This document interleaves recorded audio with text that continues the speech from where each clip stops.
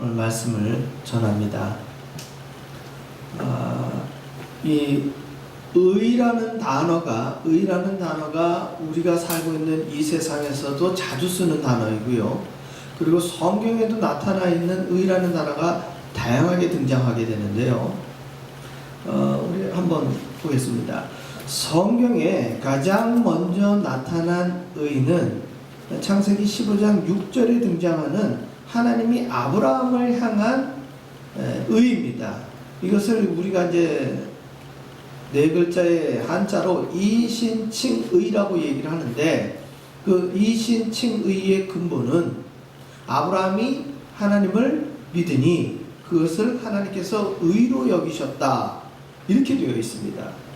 따라서 아브라함이 하나님의 뭘 믿은 거예요?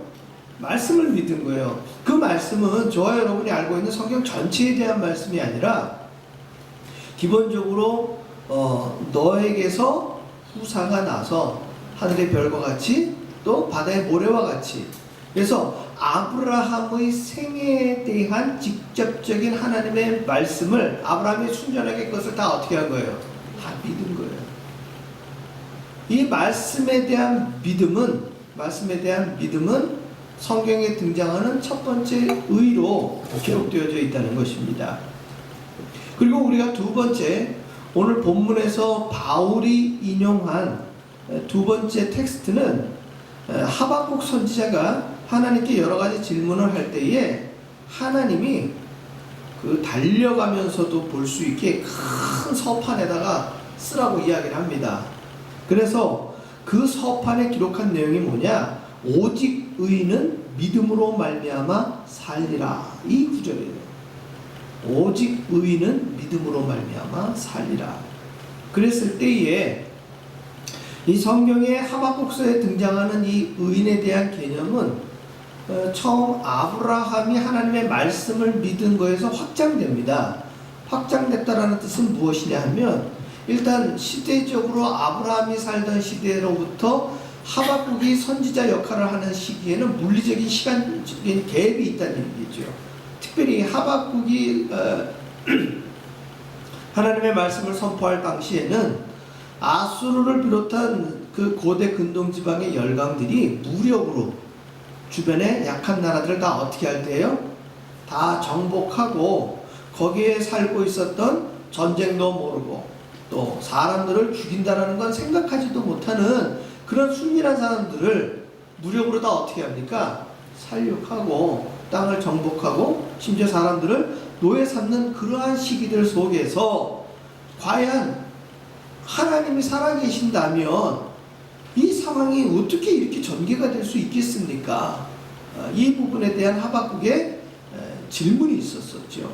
그래서 이것을 신학적으로는 신정론이라고 이야기합니다. 하나님의 정의는 어디 있습니까? 우리가 대다수 의라는 단어하고 혼용해서 쓰는 단어가 뭐냐면 바로 정의예요. 정의. 그래서 우리는 신앙이 없더라도, 하나님을 믿지 않더라도 부르짖는 말 중에 하나가 뭐냐면 사회정의라는 게 있습니다. 그 사회정의라는 것은 불의에 대해서 항거하고 모든 사람들이 지키는 정의를 뭐 하자는 거예요? 지키자라는 개념이에요. 그래서 이것은 신앙과 상관없이 모든 사람들이 공감하는 사회적, 보편적 개념의 정의를 지키자라는 개념이에요. 그래서 우리가 알고 있는 대다수 모든 히어로에 등장하는 정의의 사도들은 이 정의를 어떻게 하는 존재들이에요? 지키는 존재들이에요. 그러다 보니까 이 사회적 정의를 지키는 것에서는 다양성이 있는 것이 아니라 뭐만 존재하느냐? 선과 악만 존재하는 거예요. 그래서 선에 있는 존재들이 이 선에 있는 존재들을 해치는 악의 무리들을 다 어떻게 합니까?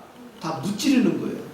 이것을 권선징악이라는 그 표현으로 우리는 선은 좋은 것이고 악은 나쁜 것이니까 다 어떻게 해야 된다? 징벌해야 된다. 그래서 징악이 되는 것이죠.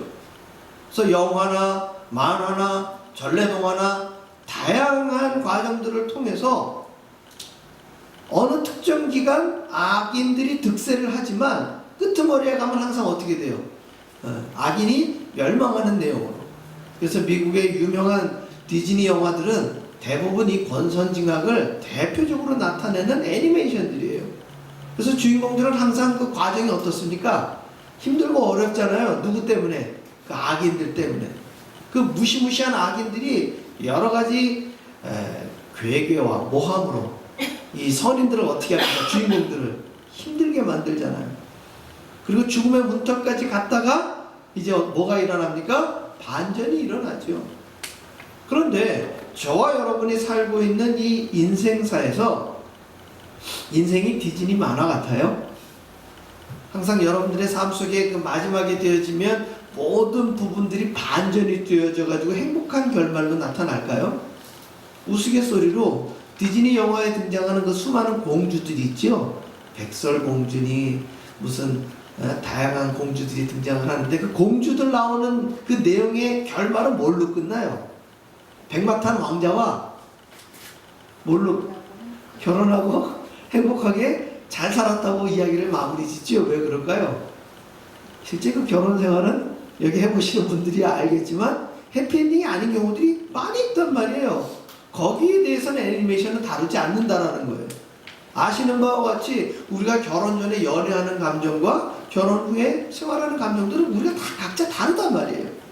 마찬가지로 우리가 권선징악이라는 이 개념 속에 저와 여러분은 항상 어느 쪽 편에 서 있다고 생각해요? 우리는 선의 입장에 서 있다고 생각하기 때문에 악인을 징벌할 때에는 우리가 묘한 쾌감을 느껴요. 여러분, 악인이 징벌당하고 악인이 반전으로 당하게 했을 때 여러분 고통받습니까? 그 장면 나오면 저러면 안 되는데 이건 뭐지? 그렇게 여러분 받아들이세요? 우리 그렇지 않는단 말이에요. 선인이 오히려 모함을 당하게 되어지면 우리 마음에 이런 게 올라오고, 악인이 나중에 징벌을 당하게 되어지면 우리는 거기서 쾌감을 얻기 때문에 많은 영화와 애니메이션을 통해서 가족들이 전부 그 영화에서 뭘 형성합니까? 공감대를 형성한다는 거예요. 그러나 성경에서 이야기하는 선인과 악인은 우리가 생각하는 사회 정의와 그 맥을 같이 하지 않는다는 거예요. 사실상 저와 여러분이 죄인이라는 가장 큰 증거는 무엇이냐? 저와 여러분을 넘어서서 이 땅의 모든 사람들이 죄인인 증거는 무엇이냐? 성경은 처음 하나님께서 사람을 창조하실 때 영원히 사는 존재로 창조하셨다는 거예요. 그런데 이 사람, 첫사람 아담과 하와가 선악을 알게 하는 나무의 실과를 따먹은 이후에 하나님께서는 영생할까 두려워 그들을 에덴 동산에서 어떻게 합니까? 생명나무 실과를 가까이 하지 못하게 하고 에덴 동산에서 그들을 격리시켜서 일반 세상으로 쫓아냅니다. 그리고 그들의 연수를 제한합니다. 심지어 노아의 홍수 전에는 1000년 가까이 그래도 살았던 사람들이었는데 노아의 홍수 이후로는 그 연한을 얼마까지 줄여놓습니까? 120년 정도로 줄여놓는 거예요. 즉 죄로 인해서 타락한 모든 인간들의 삶의 시간이 그 죄로 인해서 어떻게 됩니까? 죽음이라는 데드라인을 갖게 되었다는 거예요. 결국 저와 여러분이 이 땅 가운데에 법 없이도 살 수 있는 주변 사람들이 볼 때 착한 사람이라는 이야기를 할지라도 하나님 보실 때는 전부 뭐예요? 죄인이라는 개념이에요. 따라서 권선징악이라는 틀 속에서 보게 되어지면 이 세상의 가장 큰 전지전능한 슈퍼히어로는 누구예요? 하나님이셔요. 이 하나님이 권선징악을 행하시기 위해서 첫 번째 행하신 심판이 무엇입니까? 그게 바로 노아의 홍수였다는 거예요. 그 노아의 홍수에서 평소 법 없이도 살던 사람들이 구제받았어요? 주변 사람들한테 착한 사람이라고 인정받았던 사람들이 살아남았습니까? 아무도 살아남지 못했어요. 오직 하나님께서 당대 의인이라고 여겼던 노아와 그의 세 아들과 그리고 노아의 부인, 세 아들의 며느리, 오직 그 8명만이 방주 안에서 사람으로서 살아남은 거예요. 그건 역시도 누가 인정하신 거예요? 그건 주변 사람들이 인정한 것이 아니라 하나님께서 인정한 의라는 개념이죠. 따라서 하박국 선지자에서 그 질문에 대한 대답, 의인은 오직 의인은 믿음으로 말미암아 살리라 했을 때 이 의인은 누구를 향한 믿음이에요? 하나님을 향한 믿음을 가진 것이지, 강력한 그 압제와 아수르를 비롯한 다른 나라들의 탄압 가운데에서 사회정의를 부르짖은 의인이 아니라는 거예요. 힘들고 어려운 상황 가운데에서 목숨을 부지할 수 없는 그 생명부지의 상황 가운데에서도 오직 누구를? 하나님을 붙든 하나님께 오직 그 믿음을 가지고 있었던 이 사람들만이 사는 것인데, 이 믿음으로 살리라라는 이 개념 속에 산다라는 것은 우리가 육신을 갖고 이 땅 가운데 삶을 유지하는 그 개념이 아니라는 거예요. 하나님이 믿음으로 살리라라는 개념은 굉장히 먼 훗날 영생에 관련된 개념으로 그들에게 선포를 하였지만, 죄악으로 물들어 있었던 인생들에게 이 믿음으로 산다는 개념은 뭘로 다가와요? 이 제국주의를 하나님이 물리쳐 주시고 우리를 다시 한번 살게 해주신다라는 개념으로 이해할 수밖에 없어요. 왜? 구약에 있었던 대다수의 사람들의 개념은 거기까지니까. 그런데 이것이 저와 여러분이 오늘 보고 있는 본문의 말씀에 바울이 위에 하박국 선지자의 말씀을 인용했을 때 또 한 번 어떻게 됩니까? 그 오직 의인은 믿음으로 말미암아 살리라라는 개념이 좁아져요? 넓어져요? 이것이 넓어지는 개념이에요. 바울은 누구를 믿습니까? 예수님을 믿었다는 거예요. 바울은 유대인으로서 그가 모세의 율법과 구약에 나타난 옛적 선지자들의 글을 다 알고 있는 사람이에요. 그런데 그랬던 그가 누구를 만납니까? 예수를 만나요. 이 예수는 유대인들이 갖고 있었던 메시아와 같은 존재인데,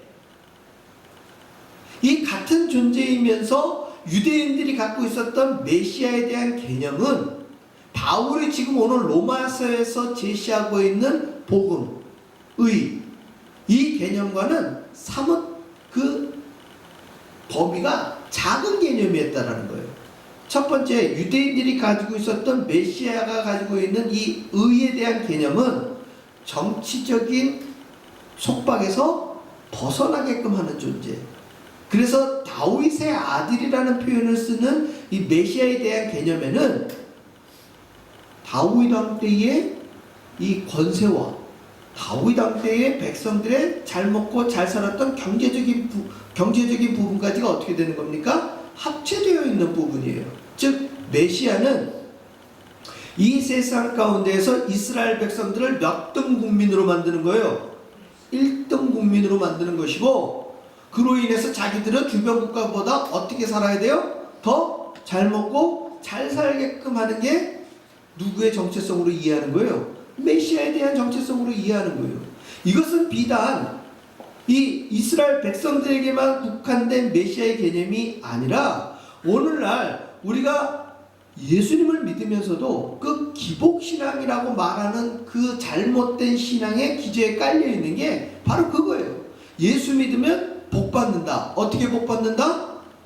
모든 일에 다 잘 되어서 몇 등 국민이 된다? 1등 국민이 되어야 된다는 거예요. 그래서 직장에서도 잘 돼야 되는 것이고, 공부를 해도 잘 돼야 되는 것이고, 아프면 돼요, 안 돼요? 아프면 안 되는 거예요. 그래서 예수 믿다가 아프게 되어지면 그것을 뭐라고 치부하는 현상이 벌어지는 거예요? 믿음이 잘못되었거나 욥을 찾아왔던 친구들처럼 네가 알지 못하는 죄를 지었기 때문에 이런 상황이 벌어진 거야 라고 이야기하는 상황에까지 간다는 거예요. 우리가 알고 있는 이 메시아의 본질은 무엇입니까? 첫째, 아브라함에게 이야기했던 그 하나님의 의와 같습니다. 하나님의 말씀을 어떻게 하는 거예요? 믿는 거예요. 그리고 믿는 것뿐만 아니라 그 믿음을 행동으로, 삶으로 보여주신 거예요. 그래서 예수님은 말씀의 뭐예요? 본질이라는 거예요. 말씀의 본체라는 거예요. 창세기 기자인 모세는 태초에 하나님이 천지를 창조하셨느니라 하면서 그 창조하실 때 방법이 첫째 날부터 여섯째 날까지 뭘로 창조하셨어요? 말씀으로 창조하셨어요. 말씀으로. 즉 말씀에 뭐가 있어요? 권능이 있는 것이고 전지전능한 하나님의 온전함이 그 말씀에 나타나는 거예요. 자, 두 번째, 요한은 이 하나님을 그리고 예수님을 어떻게 표현합니까? 태초에 말씀이 계시니 이 말씀이 하나님과 함께 계셨고 그 말씀이 육신이 되어 이 땅에 오셨으니 바로 독생자의 권세요. 이 예수를 믿는 모든 자들에게는 하나님의 자녀가 되는 권세를 함께 주시는 거예요. 즉 말씀이 곧 누구라는 거예요? 하나님이고 그 하나님이 곧 누구의 몸으로 오셨다? 사람의 몸으로 오셨는데 그분이 누구다? 예수님이라는 거예요. 그래서 이 예수님은 하나님이 말씀하신 의를 이 땅 가운데 어떻게 하시는 분이에요? 완전히 나타내시는 분이에요. 그래서 좁은 의미의 하나님의 말씀으로 믿었던 유대인들에게는 이 말씀이 곧 뭐였냐? 율법이고 이 율법을 지켜야만 구원받는다고 생각을 했었던 것이죠. 그래서 많은 유대인들은 이 율법을 지키기 위해서 힘쓰고 했었는데 그러다 보니까 이 율법의 본질인 믿음에 의거한 신앙생활을 하는 것이 아니라 믿음을 하나의 법, 잣대로 들이대 가지고 사람들을 재단을 했다는 것이죠. 예수님은 이 땅에 오셔서 내가 율법을 폐하러 온 것이 아니요 율법을 완성하러 오셨다고 그랬어요. 이 완성의 개념은 사실상 하나님이 이 땅에 있는 모든 사람들에게 말씀을 주신 이유는 하나님이 창조하신 피조물이 하나님의 말씀대로 삶으로 말미암아 영원히 함께 하나님의 생각과 하나님의 마음과 하나님의 삶의 행동을 같이 공유 공감하면서 같이 살아가기를 누구보다도 원하신 것이 누구예요? 하나님이죠. 이 하나님의 말씀대로 살아가기를 원하신 율법은 곧 하나님의 마음 그대로였다는 것이죠. 그래서 하나님의 창조하신 목적 그대로 살기를 원하신 하나님의 그 마음이 그대로 담겼는데 성경은 이 하나님의 마음 그대로를 두 글자로 뭐라고 표현하느냐? 사랑이라고 표현한다는 것이죠. 그래서 사도 요한은 요한일서에서 하나님은 뭐다? 사랑이시다라고 정의를 내리는 거예요. 결국 복음에 나타난 하나님의 의는 예수 그리스도를 통해서 우리에게 표현됩니다.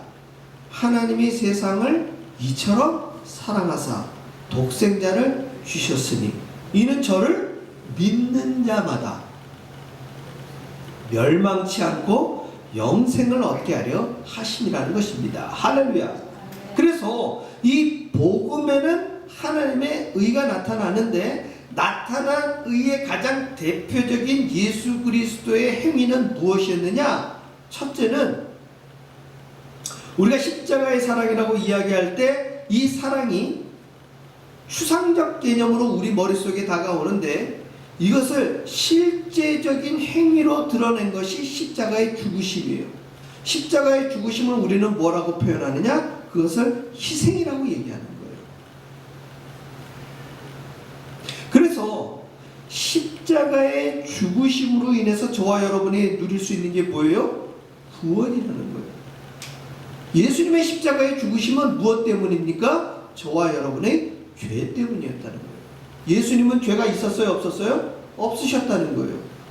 그래서 모든 인류의 죄를 위해서 죽으신 예수님, 그 예수님을 믿을 때 죄에서 구원받는다라는 것이 복음의 핵심이에요. 그리고 한 발 더 나아가 이 복음 가운데 나타난 의는 바로 예수님이 구원을 주신 것뿐만 아니라 우리에게 무엇을 주신 거예요? 영생을 주셨다는 거예요. 그 영생은 이 땅 가운데서 누리는 영생이 아니라 어디에서 누리는 영생이에요? 새하늘과 새 땅에서 누리는 영생이에요. 결국 바울이 확장시킨 하박국에 오직 의인은 믿음으로 말미암아 살리라 했을 때 그 의인들이 살아갈 믿음으로 사는 장은 저와 여러분이 발로 딛고 사는 이 땅의 삶이 제한적인 이 땅의 삶으로만 끝나는 것이 아니라 어디로까지 이어지는 거예요? 천국으로까지 이어지는, 유대인들은 생각지 못한, 구약에 나타나 있는 유대인들의 의의 개념으로 생각하지 못할 어디까지 확장된 개념입니까? 천국과 영생으로 이어지는 개념이라는 것입니다. 예수님은, 우리 같이 한번 읽어보겠습니다. 예수님은 말씀이 본질, 십자가에서 죽으셨습니다. 예수님의 말씀을 완성하기 위해서 십자가에서 희생하셨습니다. 나를 위해 생명을 희생하셔서 의를 완성하셨습니다. 이것이 복음에 나타난 의입니다. 저와 여러분이 믿는 믿음은요, 산에다 대고 빌든지 물 한 바가지 떠놓고서 비는 막연한 믿음이 아니라 굉장히 구체적인 믿음이고, 그것은 예수 그리스도의 십자가의 죽으심이라는 어떤 죽음이라고 하는 그 정서적인 개념에서 우리가 눈물 흘리고 우리가 거기에 대해서 막 안타까워하는 이런 정서적인 개념이 아니에요. 예수님의 죽으심은 굉장히 어떻습니까? 실제적인 개념이에요. 그래서 이후 바울은 로마서에서 우리가 아직 죄인 되었을 때에 예수님께서 십자가의 죽으심으로 하나님이 저와 여러분을 향한 모든 인류에 대한 자기의 사랑을 어떻게 했다고 기록되어 있어요? 확증을 했다고 기록되어 있어요. 확증이란 건 뭐예요? 확실히 증명했다는 얘기예요. 더 이상 그거보다 더 큰 증명은 없다는 거예요. 예수님이 죽는 척하거나 죽는 신용을 하거나 죽다가 살아나신 것이 아니라 어떻게 하신 거라고요? 완전히 죽으신 거예요. 할렐루야. 그래서 우리 그리스도인들은 의인을 완성하신 누구를 믿어요? 예수님을 믿는 거예요. 그래서 우리에게는 구원과 영생이 주어진 것이고, 구원과 영생은 전적으로 누구의 능력이에요? 그건 하나님의 능력이에요. 그래서 복음에는 뭐가 나타나는 거예요? 하나님의 능력이 나타나는 거예요. 오늘 여러분들에게 드린 이 로마서 1장 16절과 17절에 등장되어 있는, 특별히 17절에 집약되어져 있는 이 내용은 우리가 신약성경이라고 이야기하는 예수님의 말씀이 중심이 되어 나타나서 복음을 전하는 데 앞장섰던 예루살렘 공동체와 바울로 인해서 이루어진 이 초대교회 공동체에 나타난 예수님의 의에 대해서 정말 한 문장으로 집약되어져 있는 부분이에요. 복음서가 예수님이 말씀하신 율법의 완성의 내용이라면, 지금 복음서 뒤에 나타난 사도행전 이후에 등장하는 많은 서신서들은 그 복음이 어떻게 적용되어지고 어떻게 선포되어졌느냐에 대해서 기록되어져 있는 말씀이에요. 그리고 궁극적으로 그 시대에서 2000년을 격해서 살아가고 있는 저와 여러분의 오늘날의 삶 속에서 이 복음이 무엇이냐, 예수 그리스도의 의가 무엇이냐 라고 우리가 정의 내리고 질문 받았을 때 대답할 말을 복잡하게 만들지 않고 한 구절로 바울이 집약시켜 놓은 것이 여러분들이 오늘 읽으신 본문이라는 거예요. 이것을 우리가 외운다고 해서 이 말씀을 다 이해할 수 있느냐? 그건 굉장히 어려운 내용이에요. 그러나 우리가 이 말씀을 외워두고 이 말씀을 문장으로 뿐만 아니라 오늘 설교 내용을 통해서 이해하신다면 우리는 누구든지 복음이 무엇이냐라고 했을 때 어떻게 됩니까? 대답할 말이 있다는 거예요. 그리고 사회 정의를 이야기할 때 우리가 사회에서 이야기하는 정의, 의에 대한 개념과 분명히 구별해서 할 수 있는 말이 성경에서 이야기하는 의가 무엇인지에 대해서 우리는 대답할 말을 가지고 있어야 된다는 거예요. 사랑하는 성도 여러분, 저와 여러분은 사회 정의를 위해서 예수를 믿는 게 아닙니다. 사회 정의에 대한 개념으로 갖고 있다면 우리는 굳이 예수님을 믿을 필요가 없이 뭘 들고 나가야 돼요? 힘을 가진, 권력을 가진, 무기를 가지고 내가 생각하는 사회 정의에 뭐 해야 돼요? 대항해야 돼요. 그런데 베드로가 무기를 가지고 그렇게 대항했을 때 예수님은 뭐라고 얘기합니까? 검으로 흥한 자는 검으로 망하리라. 예수님의 말씀은 사회 정의로 대할 때는 보편적 개념을 어떻게 했습니까? 완전히 거부하신 거예요. 그리고 오히려 어떻게 하라고 그래요? 죽기까지 순종하라고 예수님은 말씀하시고, 그것이 당신 말씀으로만 끝난 것이 아니라 예수님이 십자가에서 친히 그것을 보여주셨다는 거예요.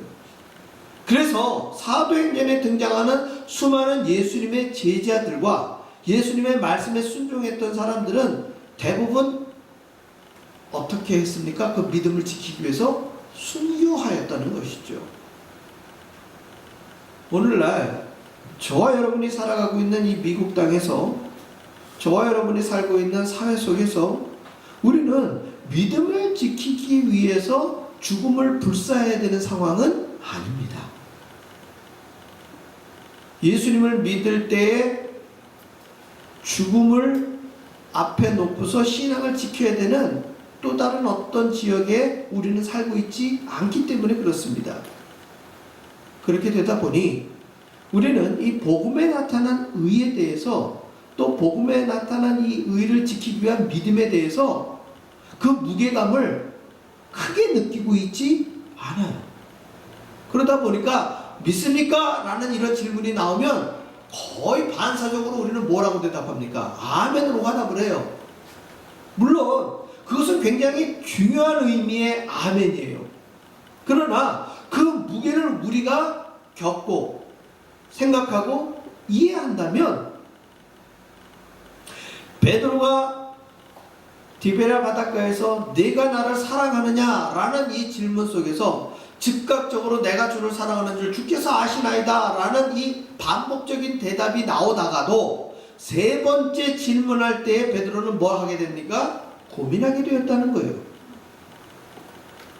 우리 역시도 이 사순절 기간, 내가 전하는 복음, 내가 믿는 예수, 내가 반사적으로 대답하는 아멘 속에 담겨져 있는 그 하나님의 의, 그리고 우리가 머릿속에 담고 있고 가슴으로 전하고자 하는 이 복음에 대한 무게가 얼마나 크고 놀라운 것인지를 다시 한번 깊이 묵상하는 이 사순절 기간 되시기를 주의 이름으로 축원합니다. 기도하겠습니다.